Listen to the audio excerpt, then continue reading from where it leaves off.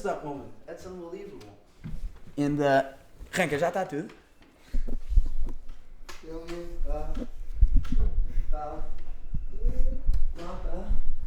E como é que você está? Tá bem?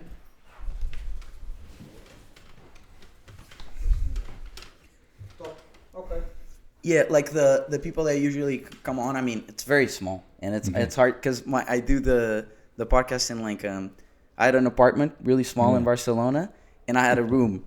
I took my bedroom out of that room, and and my bedroom is in. Good. So it's hard to get people to go, but it's interesting. Nice.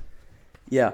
So I mean, you grew up in Johannesburg, South Africa, and from what I saw, it was like a really like immigrant community, like that really Portuguese environment that you grew up on. And what fascinated me is that on the movies you usually see like the Irish immigrants, the Italian immigrants, and you get a sense of, okay, I know what the culture is kind of like, and you get intrigued and you want to find out more. Yeah.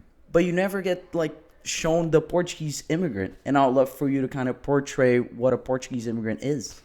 Yeah, so the Portuguese immigrants into South Africa came from Mozambique and Angola, basically. We got to a number of about 600,000. So it was a big community. It was one of the biggest communities outside Portugal.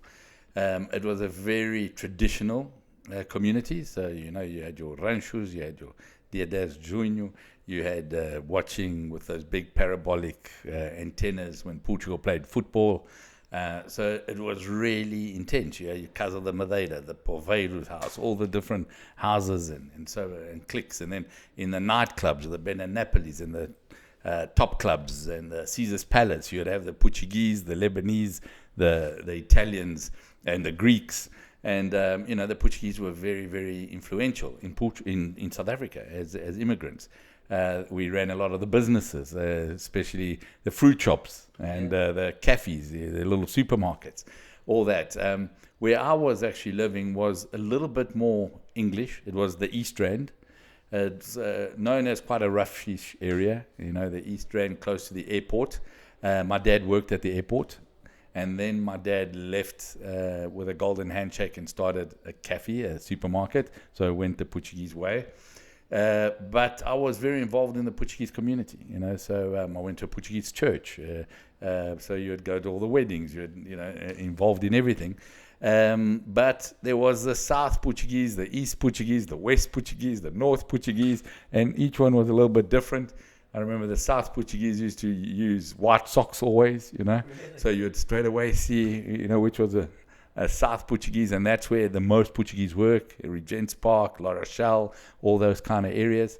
You know, the Portuguese were there playing football, and some of them also, like myself, we got into a lot of the, let's say, the South African culture sports. So I played cricket, I played rugby, and, you know, again, a lot of Portuguese.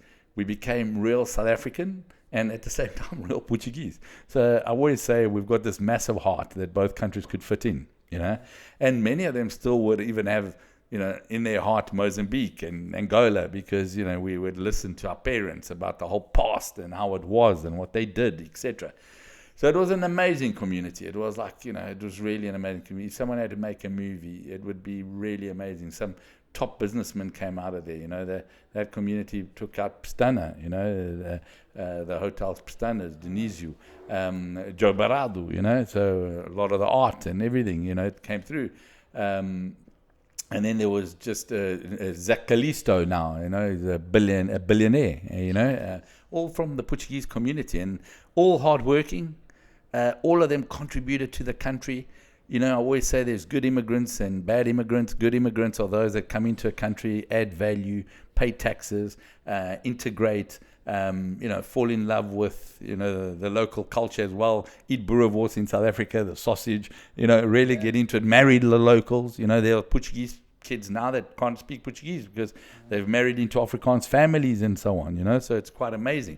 With Portuguese surnames, but they struggle to say a few words in Portuguese.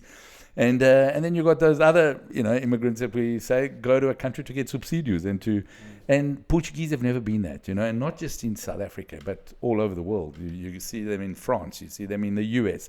They actually go in and add a lot of value. So I think the Portuguese culture, we were known as the best construction workers. We were known as the best builders. We were known as, the best bakeries, great restaurants. And then it was like really something quite sexy even, because they would be coming from Mozambique and so on. So we'd come in with the Portuguese prawns, the prawns and all this other kind of spicy food and, the chicken, the Nando's, all these things that came from the Portuguese. So it was an amazing time. I think my childhood was as blessed as it could be, just a whole bunch of amazing Portuguese. And then the Portuguese, we also so easy at getting in and making friends with the Greeks and the Lebanese and all those other cultures, the Italians. So we'd go to their clubs and date their, their sisters and so on. You know what I'm saying? So it was a great time. We were known as very honest, hardworking for sure. That was really it. And you know what? Everybody seemed to love us. Obviously, I'll also say the hard part of it, we were looked at a little bit as second-class citizens sometimes, compared to the Afrikaners. The Afrikaners at that time during apartheid and that, they were really protected. They got all the public work.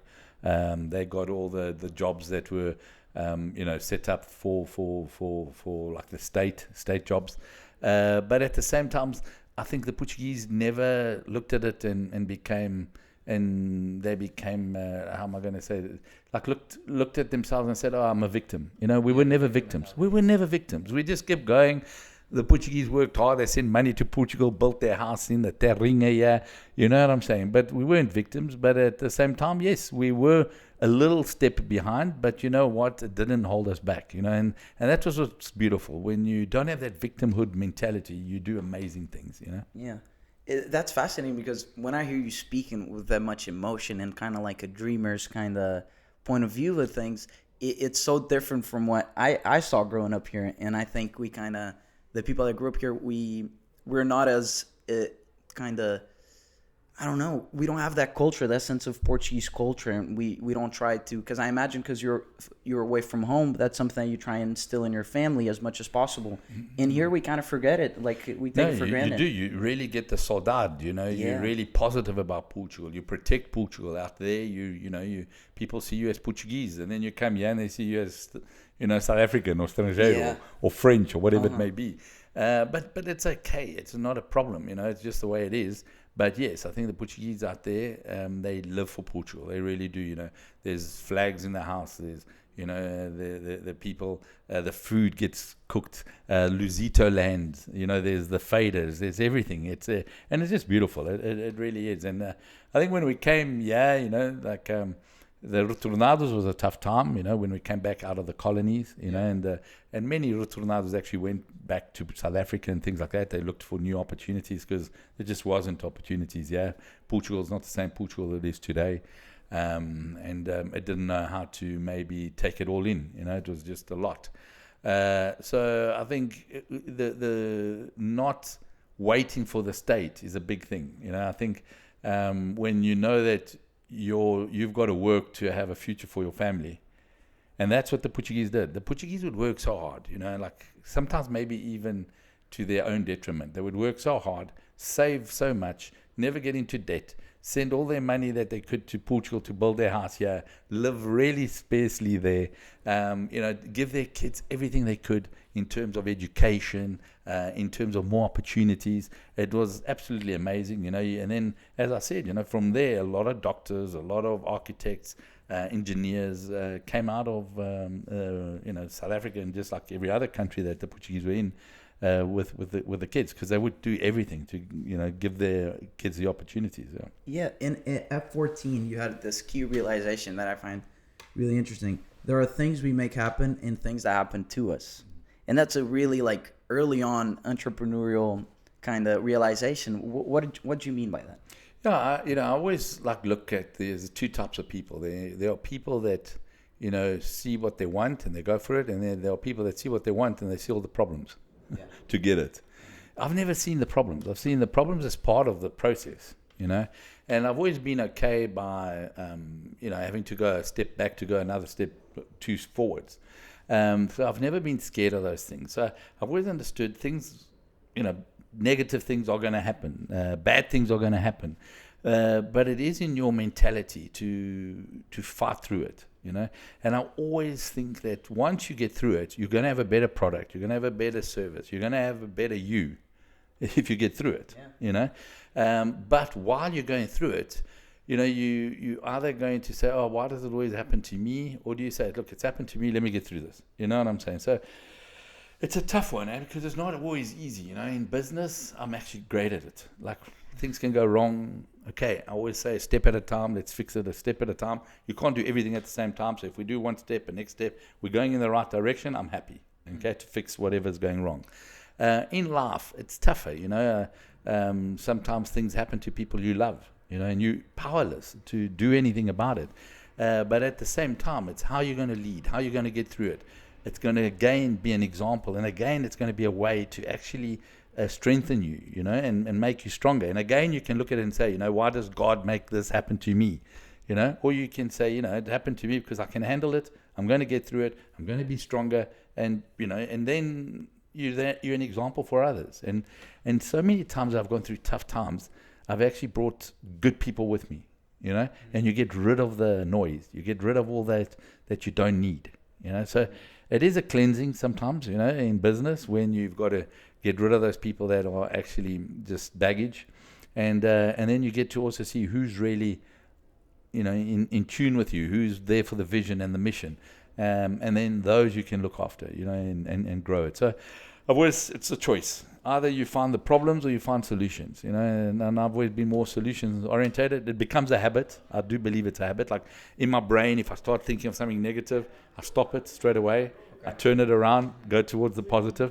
And I know there are people that don't have that habit. There are people that, they go down that rabbit hole and that's it. And it's hard to get out of it. They can't get out of it. Yeah. But it is a habit. You got to stop. You got to know and be, tend to it and say, listen, I'm starting to go down this rabbit hole. Like, stop.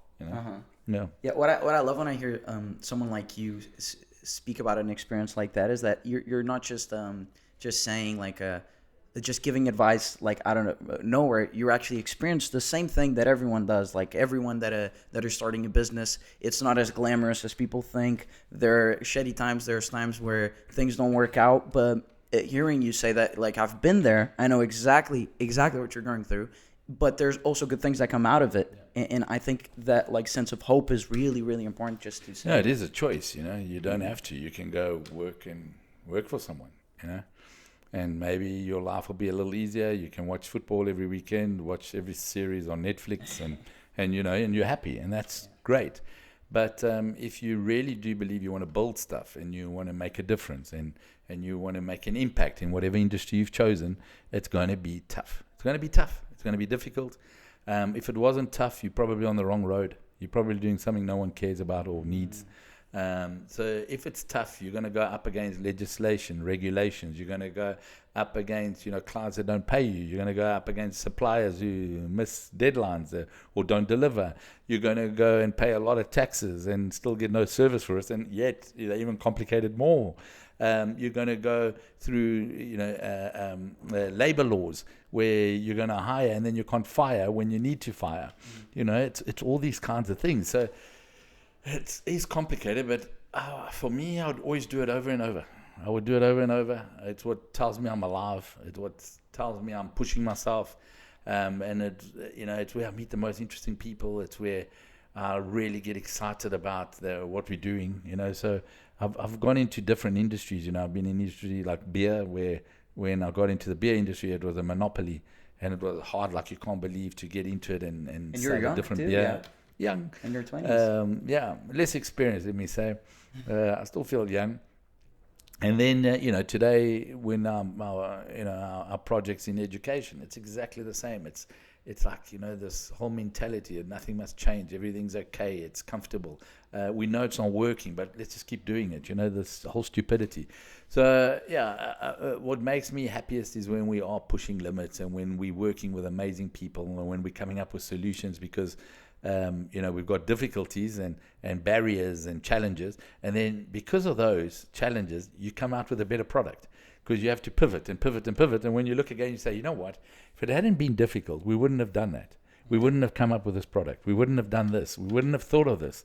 So in the end, I'm very thankful for all the difficulties that come along because it's just going to make us better, And again, if it was so easy and if everything was just falling into place, it's probably the wrong thing we're doing.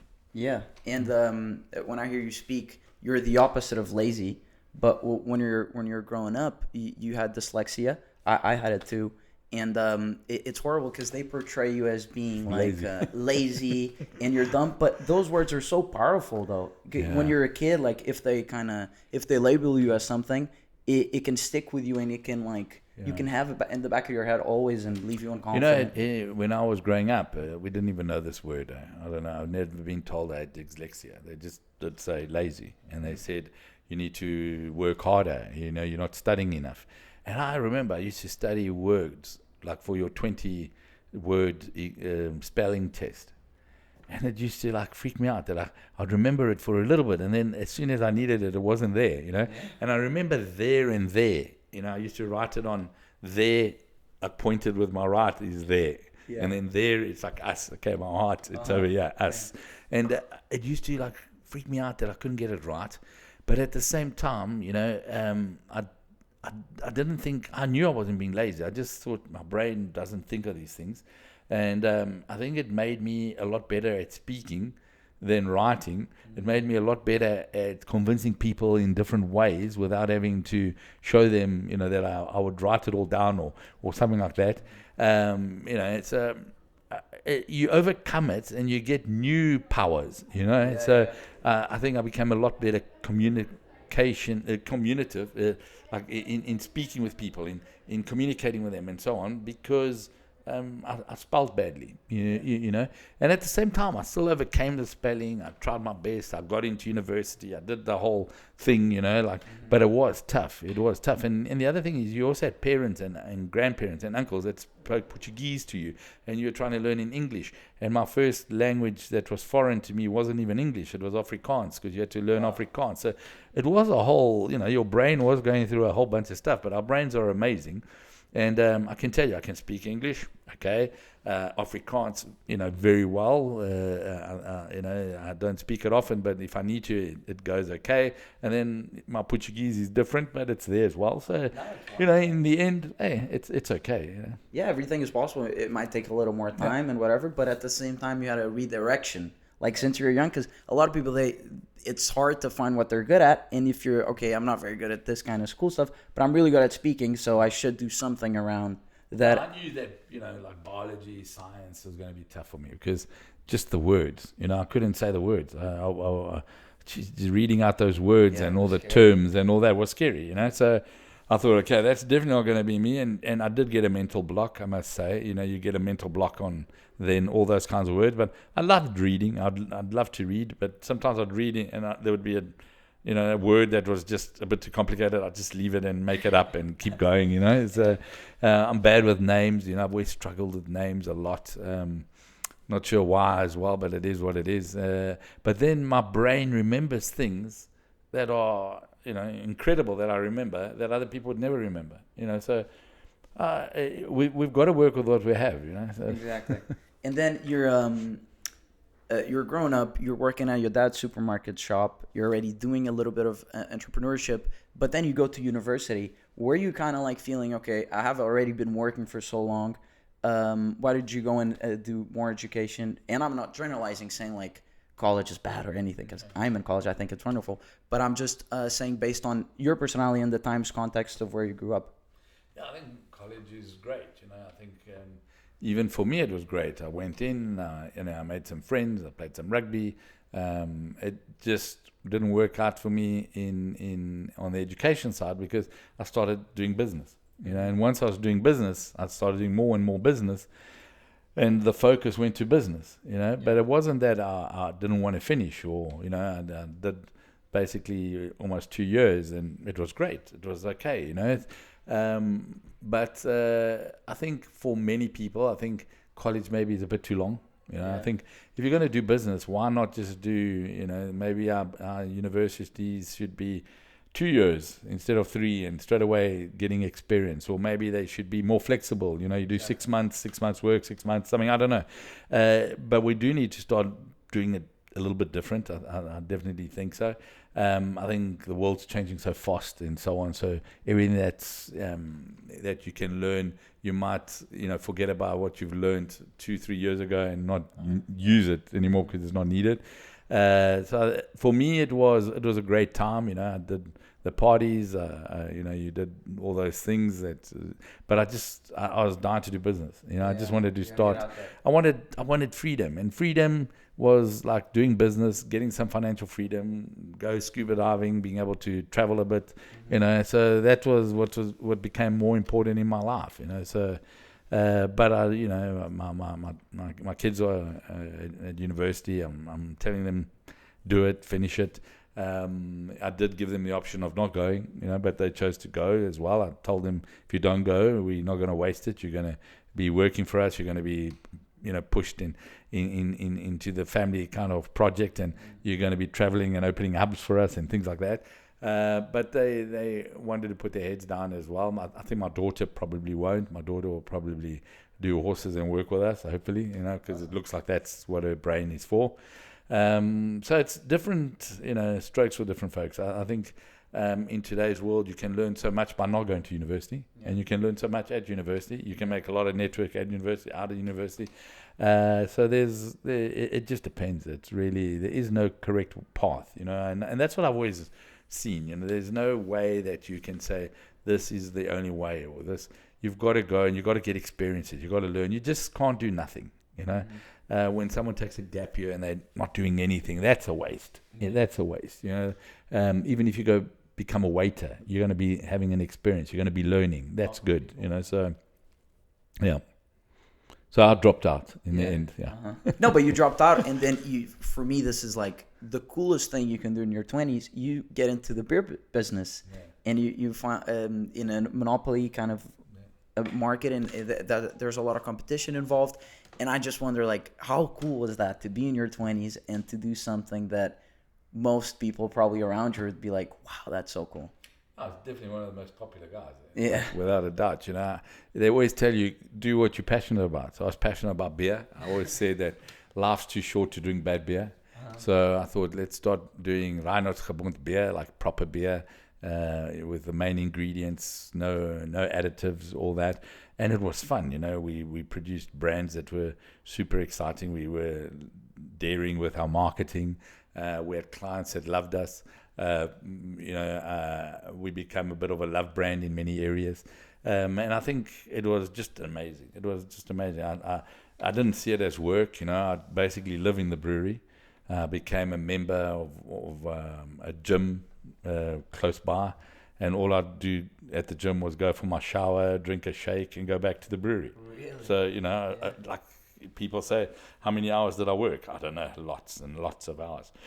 Because even when, I'd stay there, sleep there, it was just amazing. But we were testing things, trying things, coming up with ideas, laughing. It's the best time of your life, I would give all my money to go back and do it all over again at that age. Because when you're that age, you start getting to our age, not that I feel old, as I said, but so much around you starts to change. Your friends are getting older.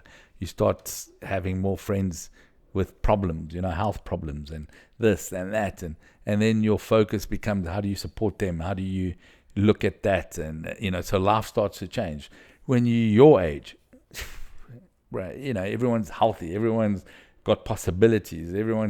You can dare, you can dream, you can try, you can fail. You fail at my age now, it's a risk. Because people don't want to give you a chance anymore. You know what I'm saying? It doesn't matter why you failed. It's they're going to blame you. When you're young, you're ambitious. It's okay, and I think that's what's wonderful. I think our youth needs to get out there and be daring, without a doubt. Find projects that they think that gives them purpose and they're passionate about. So for me, it was beer, whatever it may be. If it's medicine, if it's food, if it's whatever. There's so much stuff nowadays. And today, travelers and this and that, and do it. Just do it. And maybe in 2-3 years you won't be doing that anymore, and that's fine as well. But you've got a story, you've got experience, you've learned some stuff, you've made some contacts. You've had a few sleepless nights because you've probably committed to a few things that then it's hard to deliver.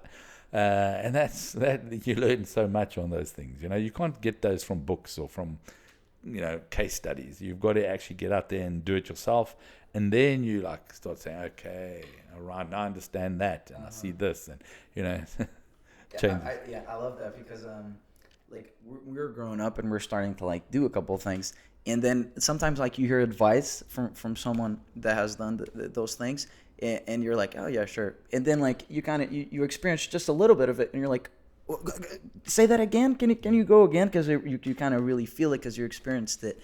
And also another thing is being naive. When you're a kid, you don't look at all the problems. You're like, oh, let's just do this, and then the problems come. No, and you stay away from those people that are going to tell you can't do it, or it's not worth doing it. Find those ecosystems that are supportive. So find those other people that are doing startups. Find those other people that want to find cures and really push or want to make the best hamburger, and it's okay. It's try it, go for it, and what's nice about it, if it doesn't work, it doesn't matter. It really doesn't matter. In the big sphere things, hey, it's okay. People always say, oh, Tim, you've been successful. It's not true. I've been so unsuccessful, so many failures, so many things I've tried that didn't work, but nobody remembers those. They remember, okay, the ones that work. But if I hadn't had those insuccesses and those failures, these the successes wouldn't have happened. It's the same thing. Everything I learned myself, I put it onto my kids. I try to tell them, think big, travel, make contacts, make friends, be honest, be old school. I always tell my boys, be old school, shake hands and mean it, because I've seen it work for me. And the world has changed without a doubt, but humans haven't. Humans still need people they can trust. They still need people that inspire them. They still need people that they can count on. That doesn't change. It doesn't matter what you think has happened in the world. You need good people. And so if you become a good person and you failed, but you're a good person, you're going to get opportunities. You're going to get chances. The problem is if you become an arsehole, then yes, people don't want to be with you. They don't want to give you an opportunity, etc., etc. So again, it's you've got to work hard to be a good person. In today's world, with everything that there is in AI and knowledge and so on, what makes you different is going to be your human side. If you're a different kind of human, if you someone people can count on, if something's going wrong, you take the blame and move on. Because I always did that very easily, but I worked with people that couldn't do that.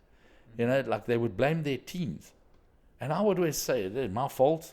Let's now start a new direction and let's go in a new way. You know what I'm saying? Because why did I have to prove that it was them or it was me? Do you understand what I'm saying? So it's okay. It's on me, And then becoming transparent and honest with your team.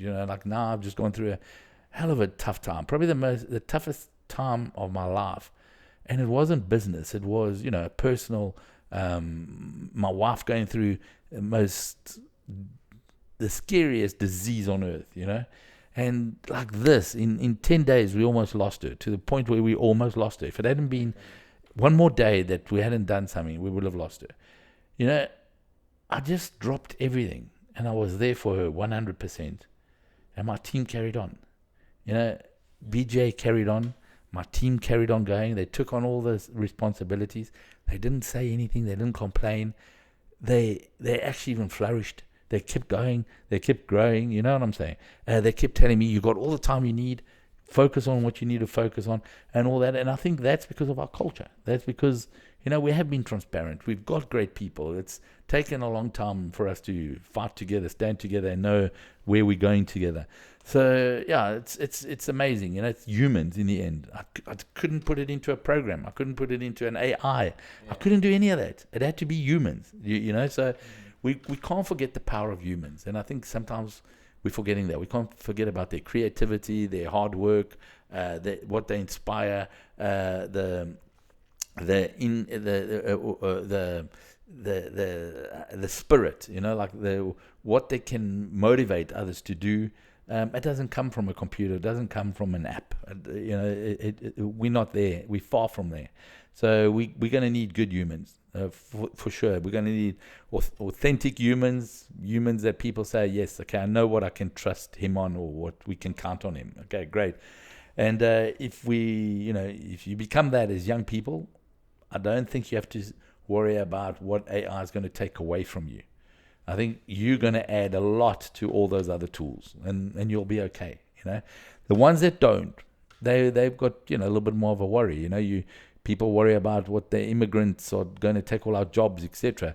Maybe AI is scarier than an immigrant. But again, if you are a really good human, you're capable, then you normally don't have to worry about immigrants or the AI. So it is up to you. It is in your power.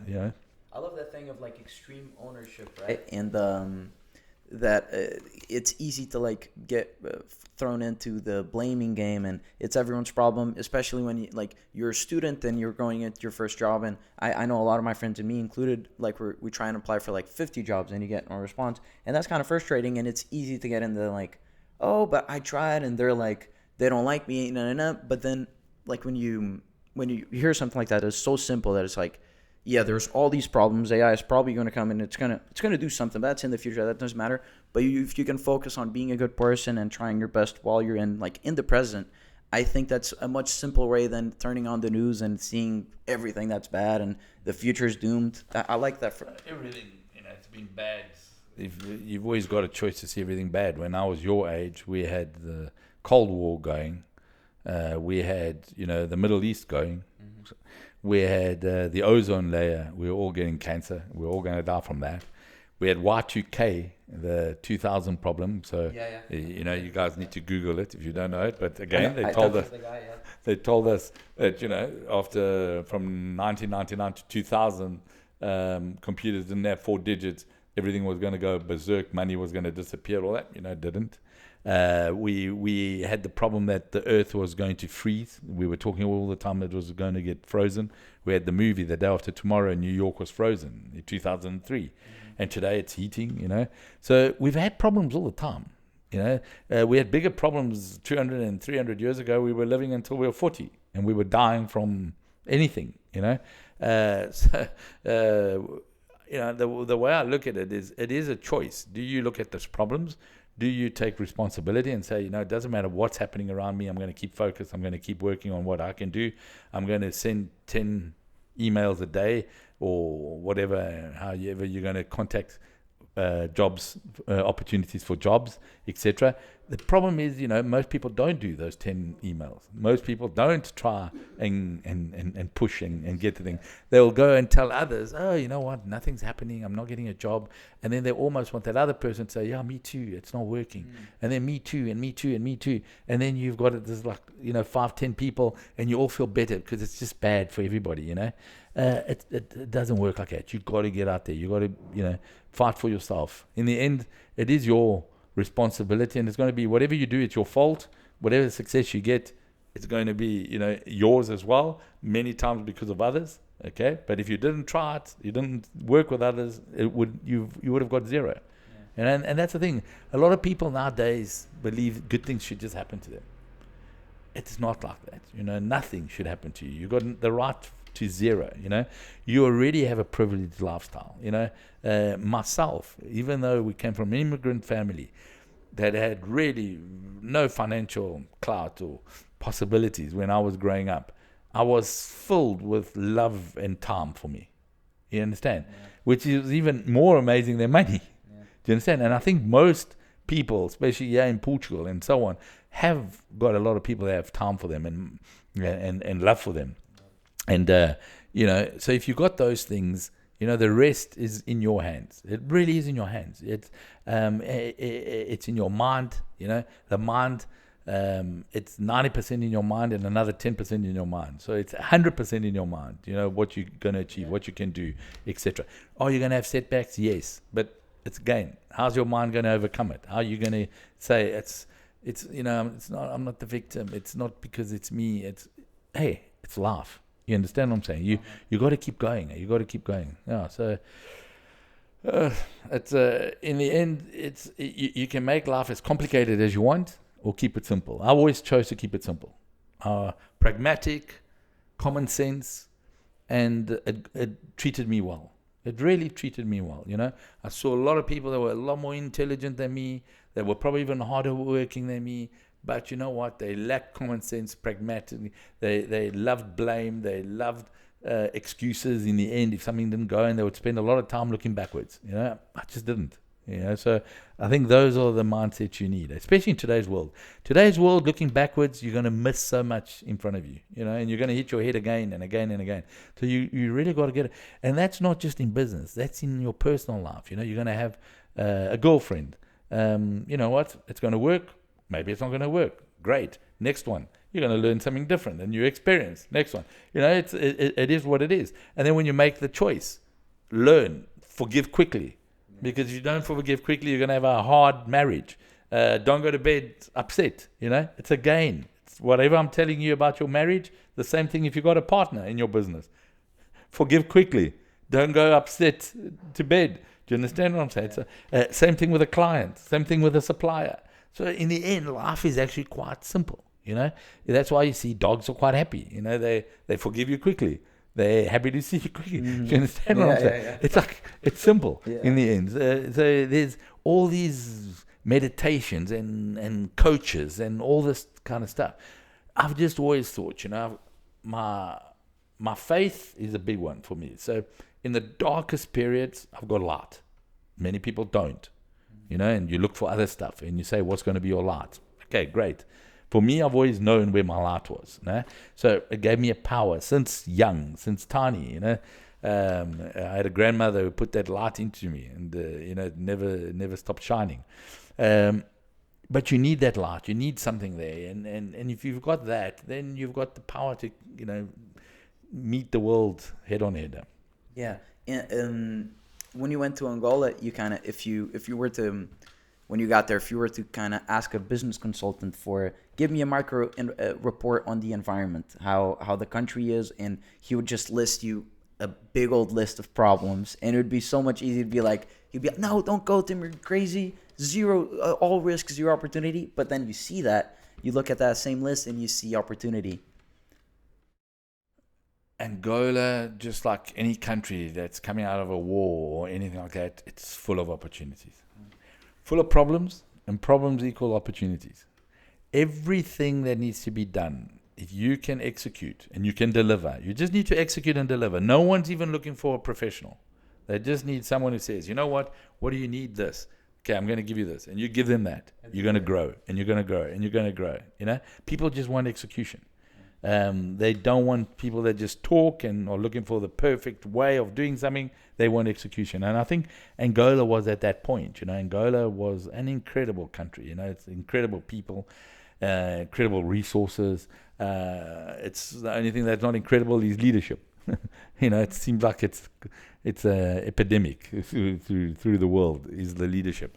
And I look at it and I just think, just like Angola, anywhere you can go as a young person, that there are problems, you're going to do well. If you think differently, if you can execute, if you can build relationships, you're going to do well. There are people waiting for problems to be solved. They're not doing the solving. They need people that will solve it. You solve it, you're going to do well. And I think that's what's exciting about those kind of markets. What do you do if you go to Switzerland? Yes, you've got everything's working, everything's right, but you're not going to solve anything. You're not going to have the opportunity to 10x. In countries like that, you can 10x. It's and that's why the US has always been an attraction, because you can 10x. In Europe, it's very, very difficult, because to 10x, there's so many regulations, legislations, and things that are going to hold you back. So it's tough. But in Africa, in Southeast Asia now, there's still a lot of opportunity. If I was a young person, not speaking anything bad about staying here, it's a great place to stay and so on. But I think the great experience is, yes, go do 2, 3, 4 years, make an impact there, learn, and then obviously you've got choices one day if you want to come back, etc. Not a problem at all. It is the center of the world, Portugal. I always say there's two types of people now in the world. the Portuguese and everybody else wants to be Portuguese. Yeah. And I think it's a great place. But I think in terms of if you're young and you really want to create an impact, if you're going to start here, you got to do it here, thinking globally. You can't think about you're going to do something that's to solve a problem only for Portugal. We did that with BGA. We started here, we worked education here, and then we scaled it out, and that's where we're scaling. Portugal, we still just find the problems, but those problems probably make us better to scale outside. But if you are looking at an adventure and that, go out there. There's still a lot to do out there. There's, you look at Africa, the 50% of the population is below 18. That's powerful. There's a market there. There's going to be a lot that's going to be needed. Asia, the same kind of thing. South America, the same kind of thing. Europe, we're a little bit older, so your market's going to be, well, how do you change things that's going to be probably for older people? How do you use robots? How do you get everything a little bit more digital, because there's going to be certain challenges. But it's, you got to be in that mindset, I think, as a young person, where you're going to create the most impacts and learn from it. If you were to be a young person now, I can sense that you would be excited about like the problems that they're currently going on. For sure. First of all, the potential, you've never been able to do so much impact around the world from one place. You can be living, and we see it. We see nomads living in places and acting in totally different jurisdictions and geographical areas. You're able to solve problems now cheaply.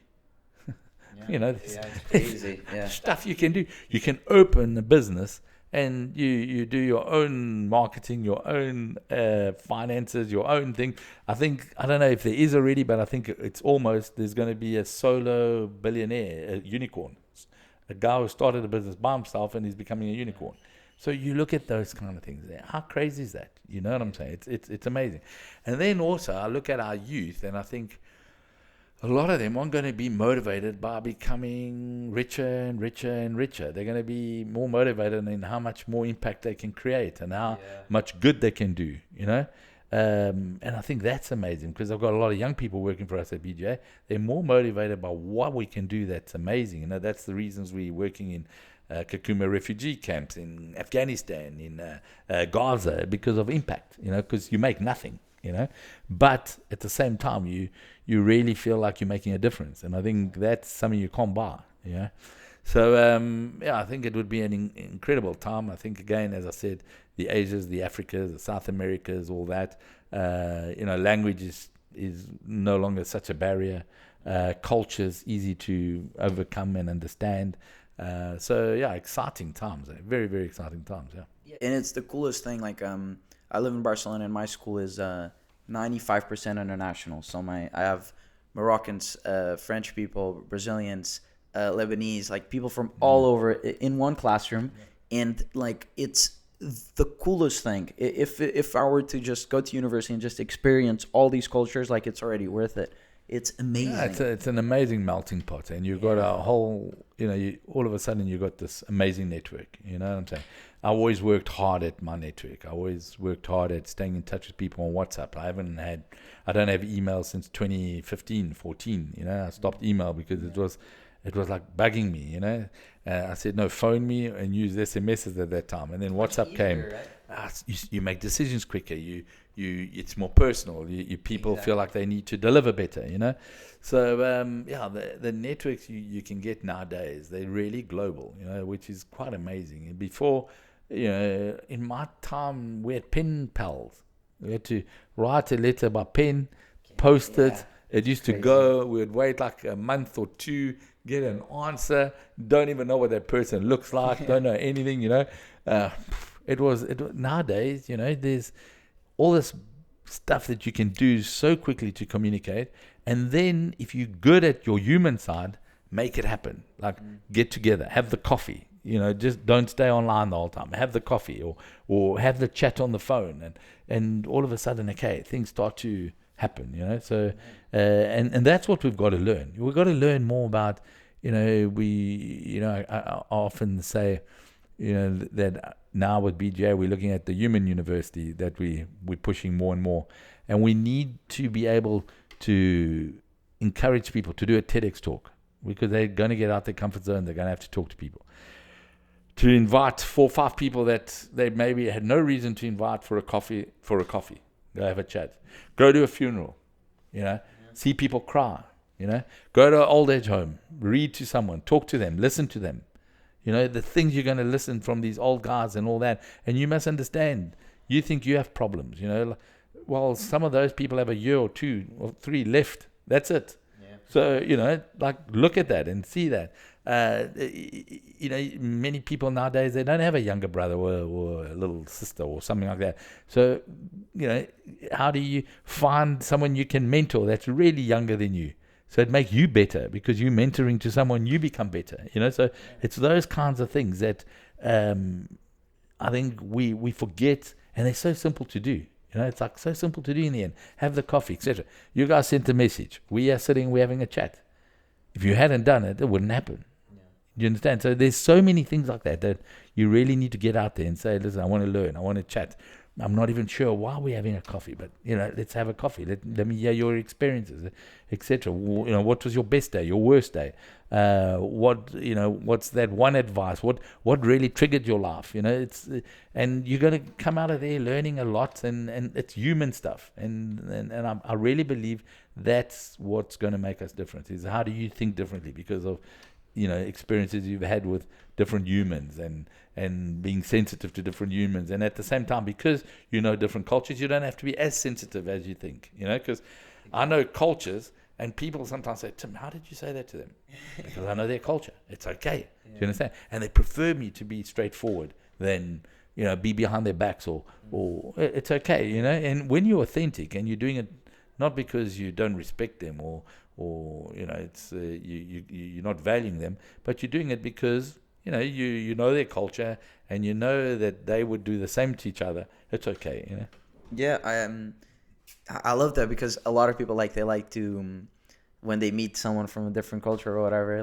Maybe the first year that I got to my university, you kind of you tiptoe against oh, this might be controversial, this might be that, and then you meet them and they're we're the exact same people, me and you. My best friends, one of them's Lebanese, Brazilian, the other one's Hungarian. I would have never met him if it weren't for this opportunity that we both had together. But we're the same people. It's insane. When we traveled, we did a trip around the world on the Trans-Siberia. Yeah, and we did all these things. Days. It's amazing. The reason I wanted to do it was to show my sons and my daughter that people are very similar, And when we stayed at people's houses, and we couldn't even speak much to them, Some in Mongolia and Vietnam, we stayed in people that couldn't speak English at all, and we couldn't speak Mongolian. They kept giving us biscuits and stuff. And, in the end, we understood that what they really loved was their family. That was it. And then I was exactly the same. What I really loved was my family. So, sometimes their politicians get in the way. They do the stupid decisions. They build up all these walls, etc. But in the end, people just want a good life for their families. They want a future. Do you understand? So, yeah, we're very much similar, in many ways. Yeah. I love hearing that and thinking about that, because it's so easy to open the news or just look at your phone for 10 minutes, and there's so many reasons to divide us, you hear this controversial take here and you hear these things here, and then people start for some reason labeling themselves as I'm this or I'm that, or I'm a certain party in politics, or I'm a certain something, and then if you look at that person, you see, oh, so you support this, you do this. But then, you talk to them and you get to, not judging, you're just trying to find out, so what are the, what are you really trying to say? What are, your motivations? And, you start kind of having more empathy and relatability with who they are. And you can even not agree with them. Exactly. But it's not you know what? If they're being honest and they're being thing, you can respect it. Do you understand what I'm saying? And that's also okay. It's okay. The scary thing about technology nowadays and the apps we use and the news we watch is that it gives you more and more of the same. It doesn't give you difference. Mm-hmm. You understand? So if you a person that's more to the right, you get more of the right. If you're more to the left, you get more to the left. And then everything you hear is like from the left or from the right. So you believe more and more in that, and you start hating the ones on the left more and the ones on the right more. So it's tough, you know. If you watch CNN, you see the world in one way. If you watch Fox, you see it in another way. And that's what these algorithms have killed, you know. We definitely need to, on purpose, I go look at both, you know. I'll see the updates on Fox and on CNN, you know what I'm saying, just to see what they're both saying. I'll click on stuff that really confuses, I'm sure, my algorithms, because I just want to keep confusing them, you know, stuff like that. And then I'm super open-minded, because I've trained myself to try to be open-minded. And I always want to know, like, but why do they think like that, you know? And honestly, I'm not a socialist, but there's a lot of socialist things that I do think we should look after, you know. But I know that I can only look after it if we can ensure that people can use their talents and create wealth and work and have the opportunity to grow. And if they do that, well, then we can contribute and have healthcare and have education. And do you understand? But like some people, it's either this or that. It's black or white. It's, you know, and it's not. The world doesn't just work like that. You know, you do need, different viewpoints. You do need to work with different people. You do sometimes need to swallow and say, you know what, I know what they're saying isn't what I agree, but you know what, they've also got other good skills and good things. So let me leave it. It's okay. You don't have to be always right. You don't have to convince everybody. You know, and it goes from religion to everything. You understand? It's you do your best, and in the end, the thing that changes most people's minds is not what you say, it's not what you know, but it's what you do and how you do it. You know, so if you become this person that others look at and they say, you know what, maybe he's right, maybe, you know, I'm going to be a little bit more like him, or think a little bit more like her. You know, she's got so much faith, I'm going to go that way, etc. That's okay, because you can say it 100 times, but if you're not walking the talk, you know, there's no value. And thank God for differences, right? 100%. Thank God. That's what makes it would be all that. It'd be so boring. No, man, it would. And you know, we do fall in love with people that are different to us. Yeah. Like it or not, opposite, you know. They do, and then our kids come out and they like opposite. Then what are you gonna do? Hate them? Put them back, you know. So there's you got to learn and laugh. You know, there's no guarantee you're gonna live to the average of lifespan. It can be over like this. You know, it's nowadays there's so many things that, you know, can cut it short.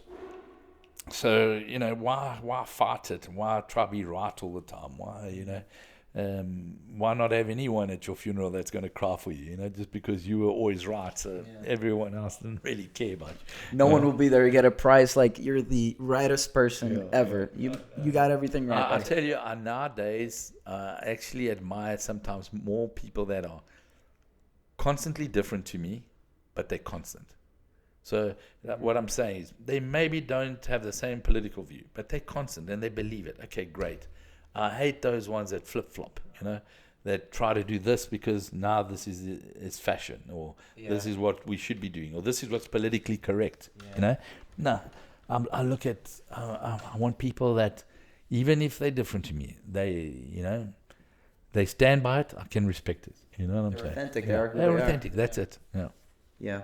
And then you go into Shark Tank in 2015, and I imagine because most of your businesses you're building them privately, and now like you're publicly known as a shark. How was that like kind of switch? Yeah, it was a tough time in Portugal. Portugal was going through the troika and once in a lifetime crisis. You know, it's always these once in a lifetime crisis, but they keep happening, and we probably got another one coming up shortly. And it was good. It was good because it got me to meet a lot of people. It got me to understand Portugal a little bit, the Portuguese. I found a lot of talent in the Portuguese, but very scared to fail. I found an ecosystem that had no push for startups. You can't go to a bank and get money for a startup. You know, banks were there to support you if you had money, support if you want to buy a house or a car, but not so much entrepreneurial side. I found a market that was very rigid, very like almost a club. You know, and the big thing was maybe if you're from Lisbon, you could go to Porto and sell, and if you're from Porto, you'd come to Lisbon and sell. And they weren't thinking that global. So that was our ecosystem in 2015. And today it's changed. Today you look at the amount of unicorns that have come since so then. Many, yeah. You look at the talent of Portuguese all around the world that have started here and gone further. We look at the talent here. You walk through the university here and you see the people that are here. They're all internationals as well and so on. So it's exciting times. It's very exciting times. And there's private equities now and there's angel investors now. So that's also changed, I do think we need to become more investor friendly and more startup friendly, more business friendly. I think still we start a business with a rope around our necks. You're paying EVA before you've received it. It's like bureaucratic to get things going. It's difficult to open a bank account. You almost feel like you're a criminal, just to get things going and to want to work, And then when you are working, you're not really the boss because they're trying to change the labor law, but I don't know how far that's going to get. But if you employ people, it's a high risk. So people don't employ people. They get recibos verdes and this, and they'll do anything not to employ, because if you employ, it's hard to let go, and because you don't let go, you don't employ. So you think you're protecting workers. We're actually not protecting workers, because even myself nowadays, I've got to think very hard. Do I replace a position, or do I try everything not to replace it, including finding AI, or what can we do? And then you also, again, you might have suppliers who don't pay you. You can't go to the justice, because the justice is not working. If you might be there for years, and if it's something that's less than 20,000 euros, you might actually spend more money trying to process them, and they might actually do something that you can't even get to them, so it's that.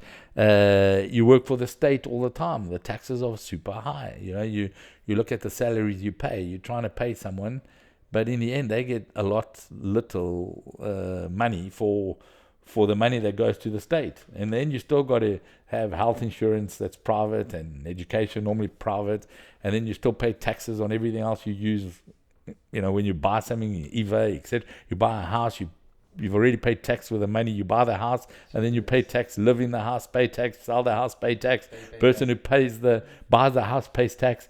And we just... I think Portugal needs to rethink. I think we need to say, you know what, our state needs to become a lot lighter. Our public sector needs to become more efficient and lighter. We need to make things quicker. We need to have urgency again. We're this amazing little country that could actually, in size little, but in impact could be massive, huge. Because we could change things quicker than everybody else, adopt new policies, be forward thinking.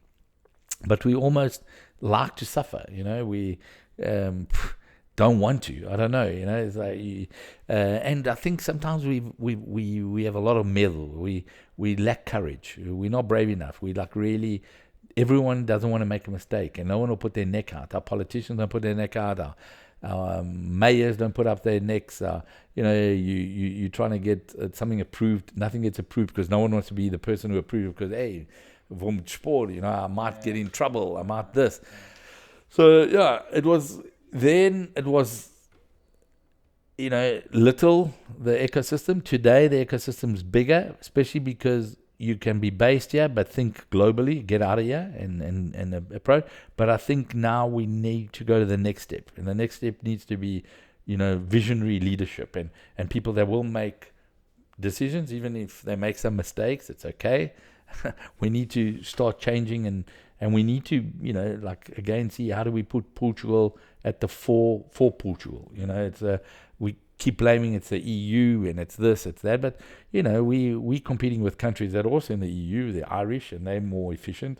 The Dutch, all our companies, our PSC, Vint are all registered in either Holland or Ireland, and they're both European. Why can't we just do the same? So I think there's a lot of stuff we could copy paste. We've got to become more efficient in the way we spend money. We just spend so much money in the health, the education, and it's like a hole. It's not really well spent. It's just spent, but it's not investment. So I think we need to do stuff there. So yeah, exciting times for young people, because I think young people also need to start demanding more accountability, more responsibility from their leaders. Not enough young people are there. Like you look at our parliament, and it's a handful of young people. Because politicians are seen as corrupt and bad, and so no young people want to go in there. But we need them. And especially because young people, they are the future. So you letting these old people decide for you, and they looking after themselves. Yeah, I'm starting to see a pattern that every time like you see a problem that you're either faced with or someone next to you is impacted by, you're kind of like, I'm going to stop complaining and I'm just going to make a business out of it and try and fix it and bring some hope. That's 100%. That's the best way to do it, because lots of people talk, lots of people write about it. Today we have so many columnists and journalists and everybody writes articles and posts and social media posts, commentators on TV. But you know what? Execution-wise, virtually zero. Yeah. Virtually zero. Everyone's an expert. Everyone can talk. And it's amazing. You can talk about Ukraine. You can talk about COVID. You can talk about every single problem. And you know everything about everything, But then nobody executes anything. Yeah. So in one way, like my plan going forward is I'm going to execute more. I'm going to work more within the, let's say, the system. But I'll be like a Trojan horse. The system will change without knowing it's changing. Yeah, the soft power kind of.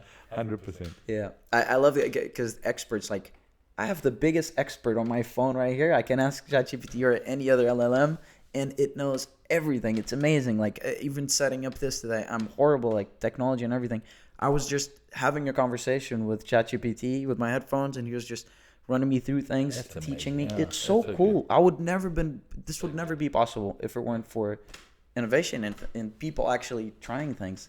It's amazing. I wanted to finish off with, I think you have a dreamer's type of personality, and I can see that off of you. And I think the ultimate dreamer's end goal is to be president.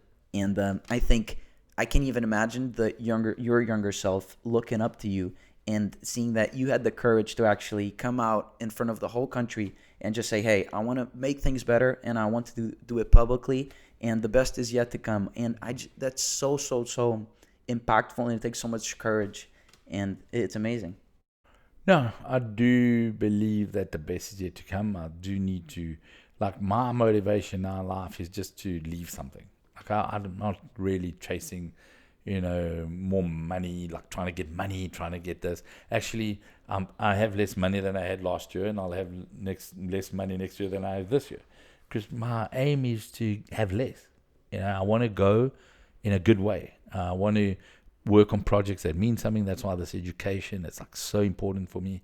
I want to be able to give back to youngsters and give them experience, etc. But I want to give back something to the country I love. I want to give something back. I would love to be able to see that there is someone that we could apoiar, like support and say, yes, that's the person. But, I'm still not 100% convinced. I still see too many people that are party-based, are there for reasons, or not brave enough, don't really want to change anything, just want to be part of the system. So, I've understood that to make this change, I will need to be part of a system. But as I said, like a Trojan horse, get in there and then hold accountability, go after responsibilities, do what's right and keep doing what's right until others see that that's right. With our education, we did exactly that. We didn't do what was allowed and what was legislated. We did what was right. And it's been hard for us. We've had court cases and we've had to fight, but we've been winning. And more importantly, we've got, students that are happy, that are flourishing, that have changed their lives with us. So we're on the right track. So it's not our fault. The law must change, And I think that's what I want to bring about. So, I think the education, it needed a few more years. And that's why, I'm not running on this election now. I had to step down, make tough decisions. It was hard, very, very hard. It was hard to get in, but it was even harder to leave, to stop the race, and suspend it. But I think that in 5 years' time or 10 years' time, I'll definitely be in a better space to do it.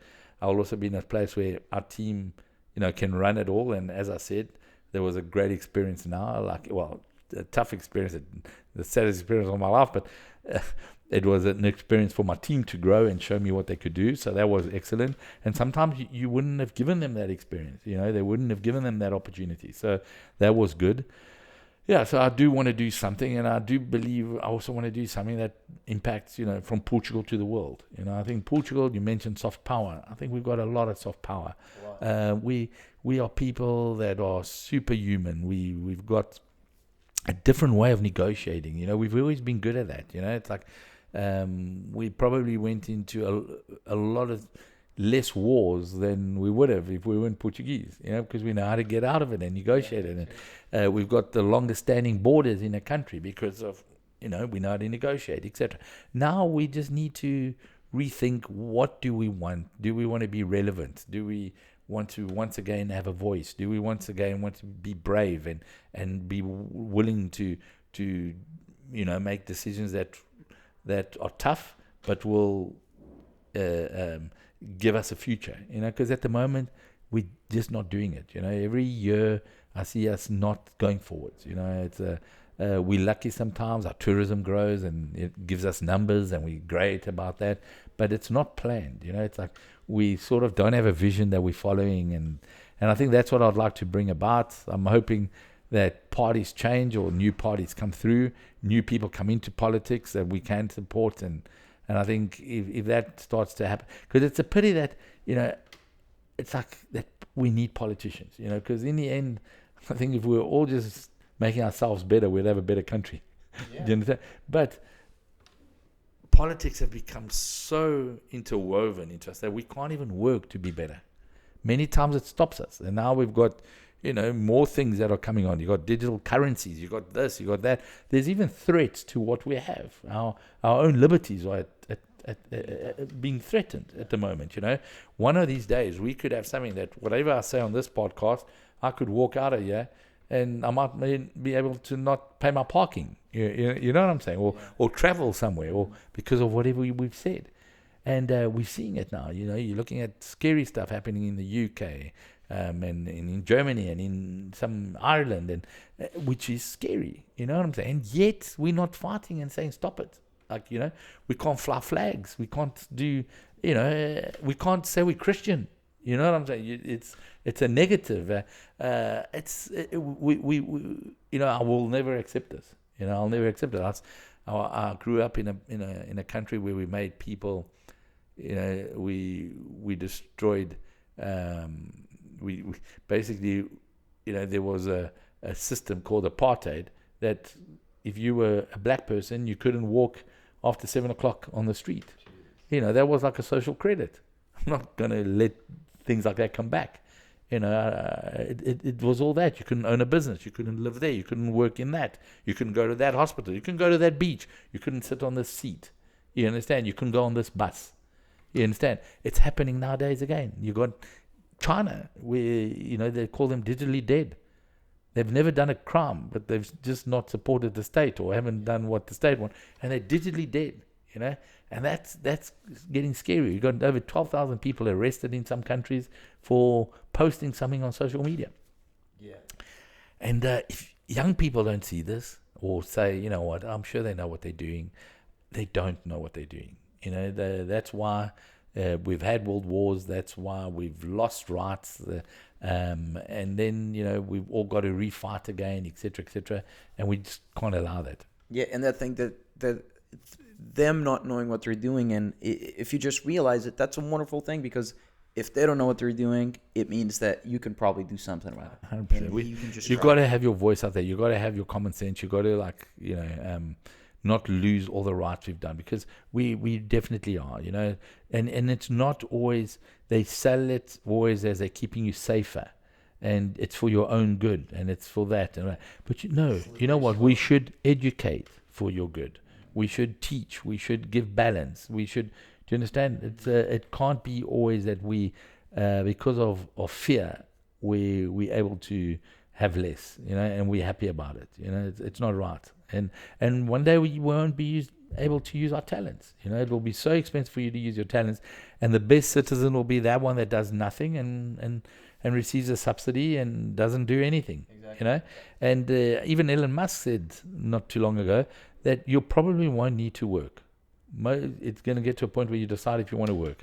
And I find it sad, that for me, if I didn't have it, I would hate universal income, because I think we would lose so much talent and so many people would do nothing and they wouldn't be happy, because you can see it. I've got a lot of rich friends that do nothing. They're very unhappy. And I've got friends that don't have a lot of money, but they're working on projects they love. They've got things they're doing, and they are motivated, happy, and living. So we need to struggle. We need to fight. We need to, have the possibility of having a better future, and it needs to be empowered to us. We can't just trust the state for everything. It's no good. The way in Africa we don't have a social security that works and all this kind of stuff. So we have to make it ourselves. And yes, we have kids, and the kids even help us. So, you've got community, you've got all this. What we are trying to do is break community, break all that, and say you can be by yourself and you'll be happy. You won't, People that live the happiest are living in communities. And I think that's going to be the next big thing is, how do we build communities? Because we're losing them. I'm looking at, when I get older, I've already looked at with about 11 friends where we're putting up these wooden houses kind of things, these pre-built houses. But we're going to be living there in the Teju, and we've, got our tennis court, and we've got our pool, and, we'll go watch old rugby matches and things like that. But, we want the community because we don't want to be alone. And we know that our kids travel and our kids are away. But when anyone's kids comes over, hey, we're all part of it. And you need community. We've lost it. And it's no good. It's no good.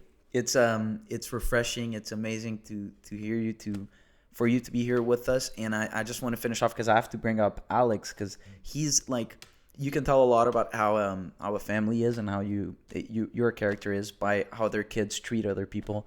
And Alex, I don't think anyone in the world can say opposite of what I'm saying now. Is he's amazing. There's not one bad flaw. He's just I called him for an hour the other day, and we talked, and I hadn't talked to him for 2 years, and it was just I felt so much better afterwards, because he's just, I don't know, he's such a good friend and such a positive person, and all the traits that you said that are good and people need, he has them. Yeah.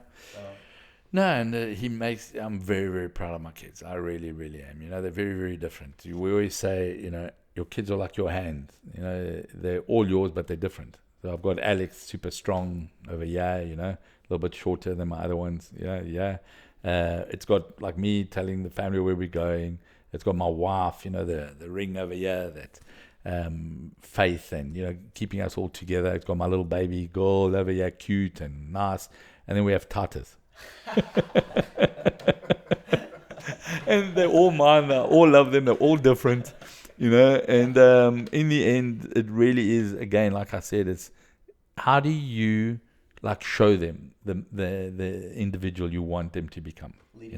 How do you lead by example? How do you make sure that he's going to be better than me? You know what I'm saying? Mm-hmm. So how do I keep him open-minded? How do I, when he went to Berkeley, Berkeley was going through a tough time. It was all this woke stuff, etc. And I told him, hey, you're going into the lion's den. And he said, yeah, Dad, that's why I need to go there. So that, I can show them that there's other ways of doing stuff. Yeah. And I was trying to convince him maybe not to go. You know what I'm saying? And he told me that's where I need to go, because that's where I can make an impact. That's where I can be different. And I look at him now, he's, like I said, my wife, his mom going through a really tough time. His friends on Sunday all got together. They don't go to church, but they know he does. They got together, they showered early, and they all went. His whole team and everything went through to church, because they know that means a lot to him, and he's at a point where he needs them to be different, and they showed that. And how's that? That broke my heart. It was, it was just amazing. So it's incredible. I see my son Titus. He's been every single hour with me at the hospital. We're doing when I was doing 12 hours, it was 12. Now we only allowed in emergencies. In ICU, it was only, we were staying there for the 7 hours. We stayed the 7 hours together. You understand? My daughter was getting home, cooking for us, washing clothes. I didn't even know she could ever do that, because when you're 16 and you've got a mom, everything's okay. But now all of a sudden the mom's not there. So, again, all by example. My wife's example, I think what we've done, and they've made me better people, because I've always said that I want to make sure that they don't one day Google me and they get negative stuff. So that makes you think of your decisions a lot better, So, so I'm really happy with what you've said. I'm very, very proud, and keep phoning him. It's good. Thank you for being here. And thank you for doing this. Thanks. Cheers, guys. Cause that man is trouble, you best beware. And though deep down I know I might be headed for teardrops, now that you got me started, I just can't stop. No. Cause I love you, baby.